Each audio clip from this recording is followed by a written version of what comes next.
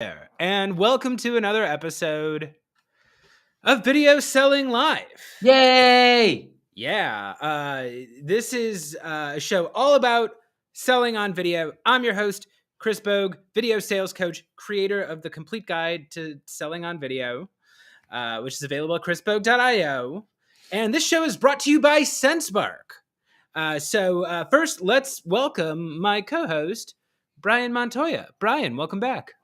Hey, how you doing, Chris? It's been a little while since I've been on these, so if you don't remember who I am, my name is Brian Montoya. I'm the head of growth here at SenseBark, and second fiddle to our incredible host, Chris Bogue, who's been doing a fantastic job with these bi-weekly video selling lives. Chris, if you don't hear it enough, thank you so much for having me on and for doing these. Oh, thank you. Well, thanks, Brian. I'm glad to be here. Everybody, as we mentioned, this show is brought to you by SenseBark. And today we're going to be talking all about the do's and do not do's of hitting quota in Q4. So right now, we are in the last month of the year for most sales teams. It is December. Q4, this is do or die time. If you have not hit your quota yet, we got you covered. We're here to take you through things you can do to get those last minute deals in. SenseBark, for any of you who are not aware, is how B2B teams scale video for sales. So as mentioned, we both work with SenseBark. They are our number one choice for how to use video in sales. You can go ahead and try them free. If you want to check out SenseBark, it has awesome tools, awesome brand new AI video or AI voice cloning tools. Super cool. We're going to get into that. If you don't have SenseBark, or if you use another program, or maybe you don't have any program at all, maybe you're just using your phone and you're just learning about video for the first time, that's fine. That's why we're here today.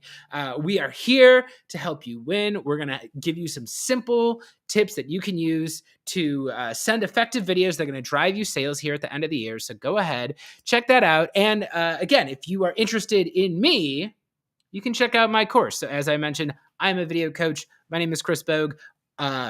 My life is devoted to helping people make mercifully short videos that drive sales and revenue.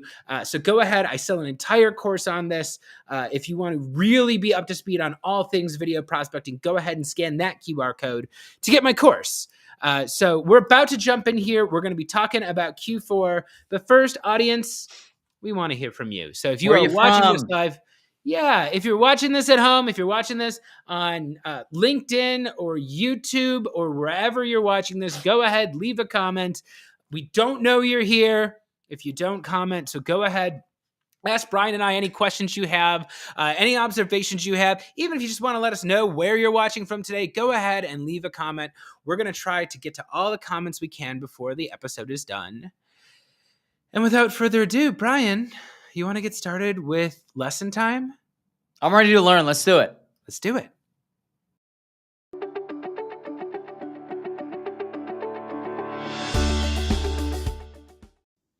All right. And welcome to lesson time, everybody. So every episode, we focus on one aspect of video selling specifically. And this week, we're going to be talking about framing for the end of the year. So as mentioned here, hitting Q4 quota, the do's and not do's. How do you feel about December as a month? As a guy who's done a lot of sales, Brian, what usually happens to you in December? In December, I mean, you see it from both sides of it, right? So I've been in the chair where you're scrambling in December, and it feels like a Chinese finger trap sometimes, where the harder you try to get something done by the end of the year, the harder it is to actually get it done.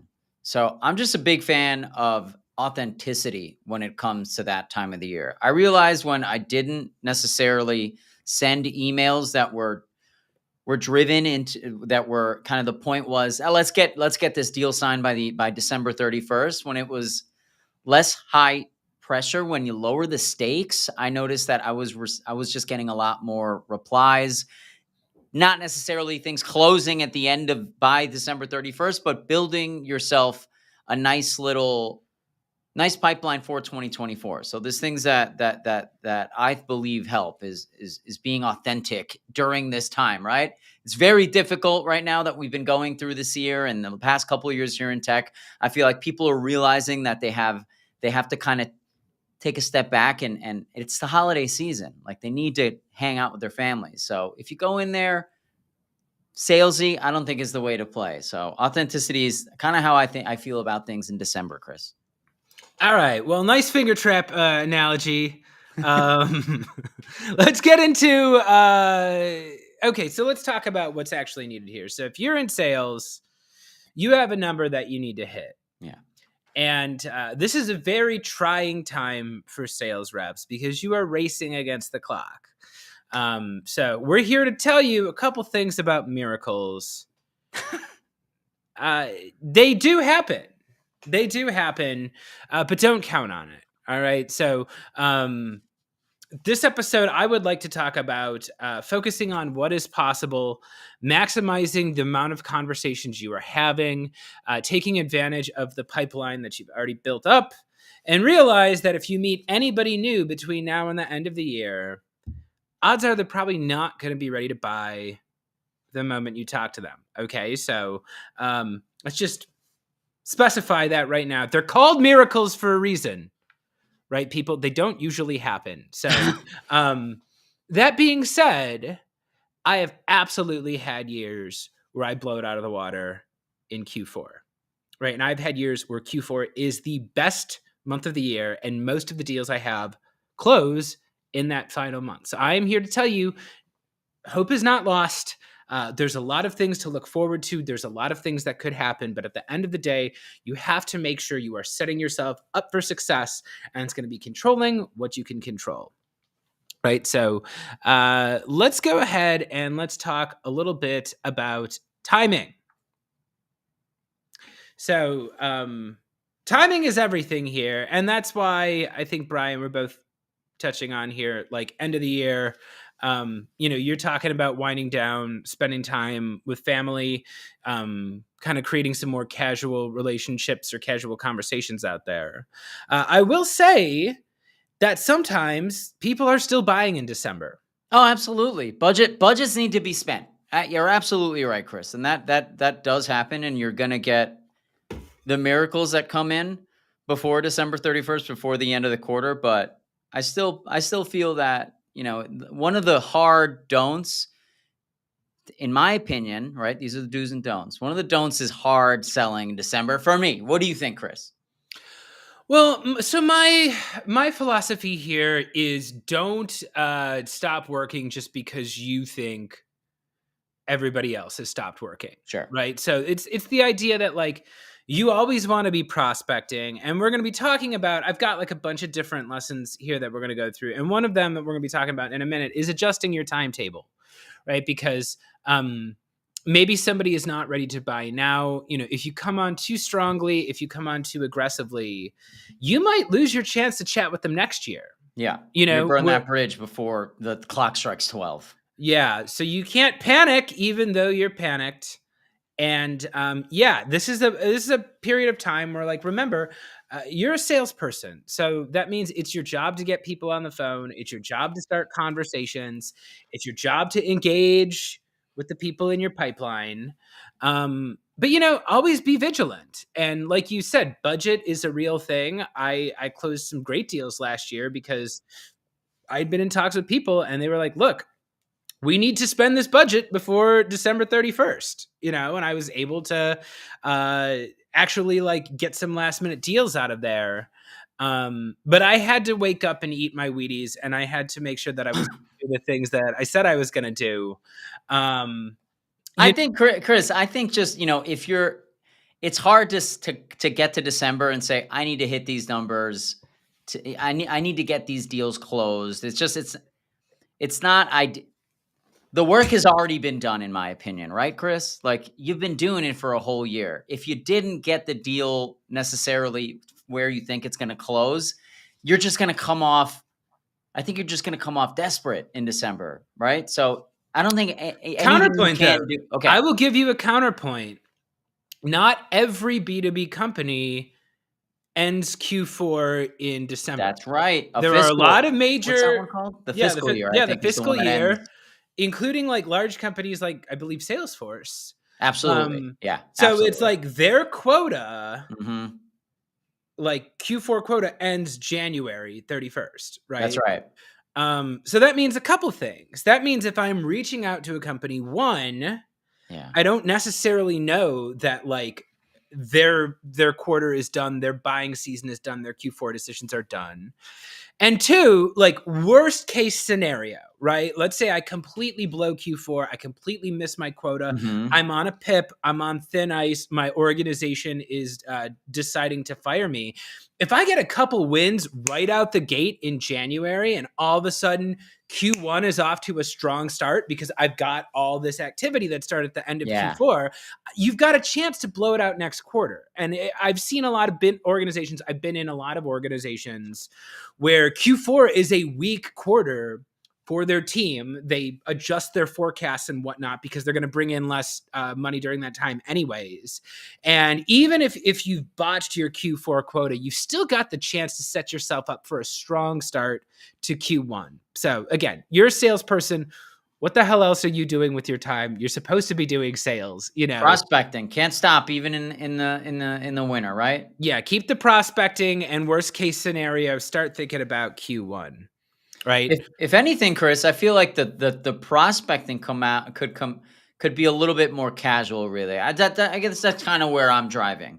Well, this is like I Yeah. think maybe that messaging, that nurturing, it could be more nurture messaging Well, let's to talk set a little yourself bit up. about what's already in the pipeline. Okay.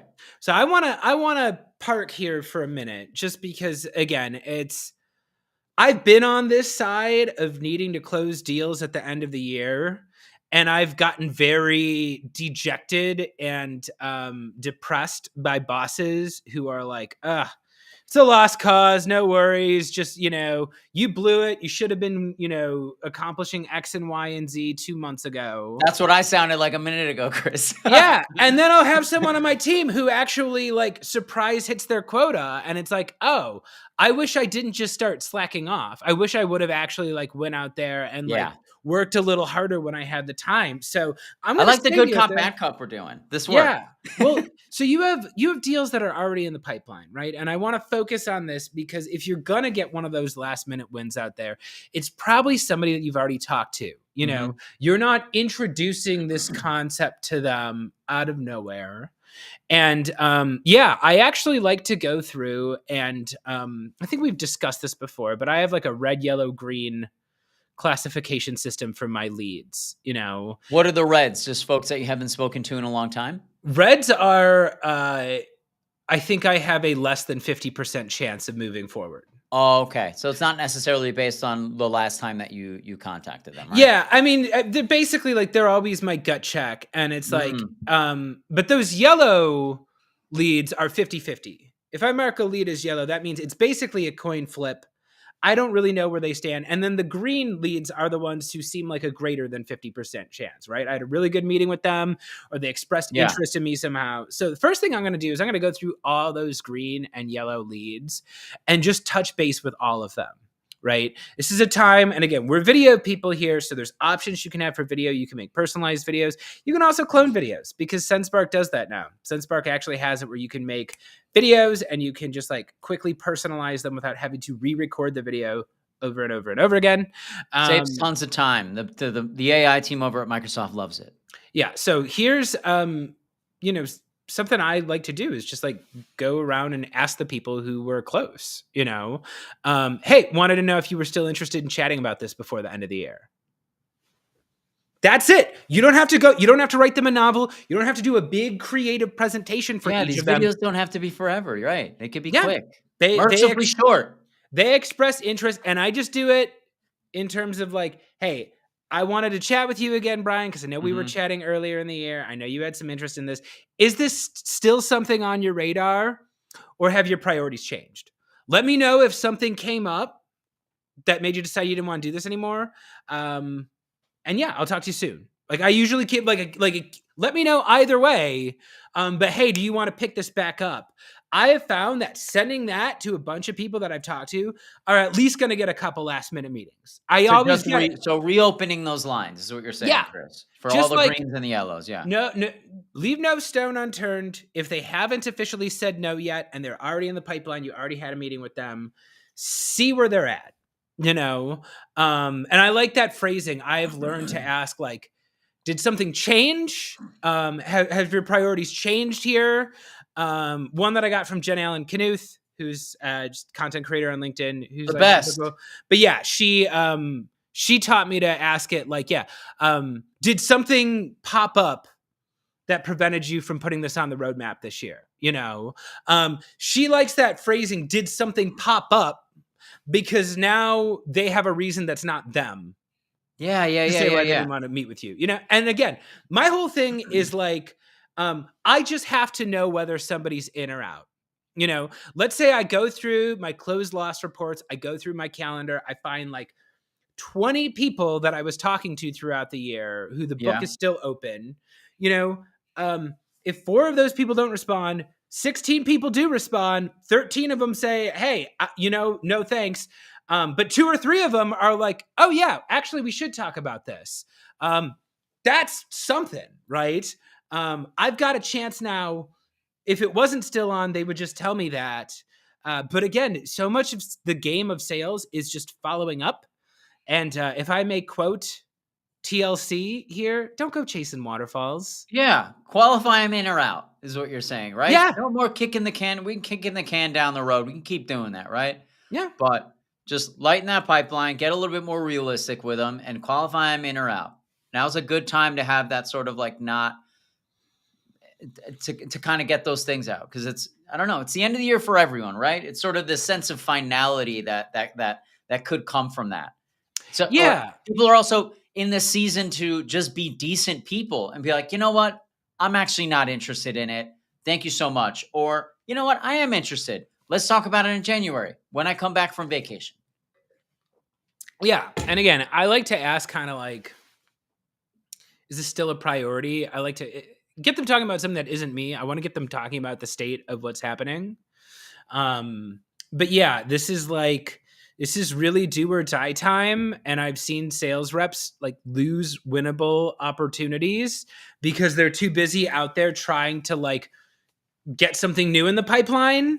And it's like, Something hey, new, right? actually, yeah, you've got a better chance of Just eh, planting the seeds, you yeah, know? well, we'll Yeah. talk about that. We've got a slide coming up specifically about that. But let's talk a little bit about what you were getting at earlier, which is this idea of lowering the stakes, Ah, okay. removing pressure from the conversation. I'm curious as to how you do this. I've had a lot of experience, like a lot of success doing this too, where it's like, um, you just need people talking to you, you know, and if they feel it's going to be a big pressure filled Yeah. sales pitch, they're not going to do it. So I know how I do this. Brian, why don't you share a little bit I with us? like How do you I lower like the stakes? sending people videos or reaching out to people in a low pressure situation, like you're saying. It is supposed to feel high pressure around the holidays, but what I like going the opposite way, right? So something that you could bring up. So, okay, here's a great example. So there's a company that we follow recently that was featured on Growth Unhinged, Kyle Poyar's Growth Unhinged newsletter for product led growth, right? That company had, they had a viral post and they showed up on there and I want to sell into this company, but I know that I'm not going to be able to get something done immediately. So what am I going to do is I genuinely was excited for this company showing up on this newsletter that a lot of people read, organically. I opened it up. It's like, there you are on there, right? So reaching out, saying, hey there, Max. Saw that you were on Growth Unhinged. That's incredible. I follow the newsletter myself. That's really good stuff. Happy holidays. If there's anything in the new year, I'm sure you're going to be busy with all this attention. Maybe we can talk in the new year. Lowering the stakes. That's what I like to think. And I take something from, I'm on social media a lot. I'm on LinkedIn all the time. So I'm seeing all these little things that might happen. So I'll pick something up and maybe make a comment and a direct message to that person, a quick video. Hey, saw you on Growth Unhinged. I think that's really cool. Maybe we can talk about it a little bit more next year. Yeah, I will say LinkedIn is very valuable to me in December because As a seller, I am always looking for who is actually on the platform. Like, who is actually here? There's actually a person checking the notifications on the other end. A lot of the time, people make the mistake of like they never use LinkedIn, so Uh-huh. it's a last minute play. They go on and then they start looking for job titles. They start looking for people who live in their city. They start looking for people who went to the same college they went to. Whatever they Oh start looking God. for, they're looking for profiles that meet a certain criteria, but they're not checking to see, is that person actively posting on LinkedIn? So it could be they could just be into a void almost. Yeah, Like there are sending people like, messages into a void when they're like, they're not even live on LinkedIn. Chris, just to take that, I think another way of doing it also, send a video or send a message on other social media platforms. Because LinkedIn, I feel, Chris, you get a lot of it feels very salesy when you get those DMs, right? Mhm. I think it's less salesy when you get people on different platforms, right? Likes on X, likes on TikTok, a message here. That was really funny, man. This is a great point on Twitter. That's another one, Twitter/X. That's Well, I mean, another. so it's less salesy though Uh-huh. if somebody is posting on LinkedIn. Like if somebody is sharing content here, like what you did, the example you did is like they got mentioned in something, you sent them a message based on that. That doesn't feel Okay. salesy because that person Right, was right. putting content out in the world with the hopes that someone would notice it, you know? Yep. So in the same vein, like I call up current users. I call the people who have closed. They've already closed. Maybe they closed, a month ago. Maybe they closed in the beginning. I reopen conversations with them because maybe I can get a referral out of them. The Um, referral. like those are people who are already willing to talk to me. Those are people who are already picking up the phone. Again, I'm thinking of like if I'm interacting with people on LinkedIn who are actually here right now, that means they're probably going to see and respond to my message. I'm just trying not to write a message that's not going to be seen and responded to for 2 months, you know? So yeah, I focus on like who is here, who already likes me, who's already in my pipeline, who's Who's already already talking to me. That's a big help for me. So I'm not chasing around people who aren't even going to get the message because they're checked out for the holidays. Yeah, or don't even use LinkedIn type stuff, right? Yeah, yeah. I mean, you got to go where your people are. So, the last thing I want to talk here that we've got a little bit into is plant the seeds for Q1. So I've found that like as a seller, when I'm reaching out, if I'm like, "Hey, I want to talk to you about Q4," people are just like, "No," you know. Yeah, it's like you didn't Um, earn that conversation for Even if I'm Q4. gonna make the pitch for Q4, I'm gonna actually start with a pitch for Q1 and be like, "Hey, Brian, I'm reaching out. Wanted to see if this was something you guys were thinking about for 2024. Let me know where Yeah. you're standing on this." Because if I get lucky and Brian is one of those rare holiday miracles, the person who is just searching around because they've got tens of thousands of dollars in the budget and they're just trying to find a way to spend it. It's happened. Yeah. Um, that person will just be like, "Oh, this is great. I'm actually looking for Q1. Let's talk right away." Um, this kind of like if I focus on Q1, that kind of just puts me one step ahead from anybody who's like, "Hey, we're holding off on this for the quarter." I'll even open with that if I'm calling with them, be like, "Hey, I know you guys are probably all settled for the end of the year." And so I Yeah. wanted to see if you had a minute for me to ask you about like what's on the priority for 2024.